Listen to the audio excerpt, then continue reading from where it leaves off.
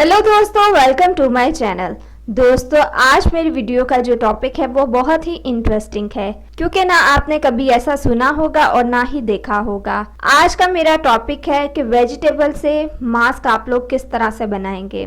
दोस्तों, video start करने से पहले नए आने वाले यूजर से रिक्वेस्ट करती हूँ कि हमारे चैनल को सब्सक्राइब करके जल्दी से बेल आइकॉन के बटन को प्रेस कर दे।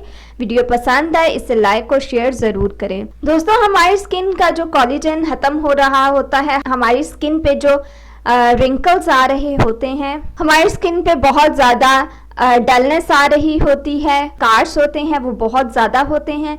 तो इसको आज मैं आपको ख़त्म करने का तरीका बताऊंगी। इसके लिए जो आप लोगों को इंग्रेडिएंट्स चाहिए हैं वो है करेले का पेस्ट 1 टेबलस्पून। अब इसमें आप लोग ऐड करेंगे नीम के पत्तों का पाउडर तकरीबन ½ टीस्पून। अब ऐड करेंगे मुल्तानी मिट्टी, वो भी तकरीबन ½ टीस्पून। अब ऐड करेंगे दही जो कि विटामिन सी से भरपूर है। अब इन सारी चीजों को आप लोगों ने बहुत अच्छी तरह से मिक्स कर लेना है।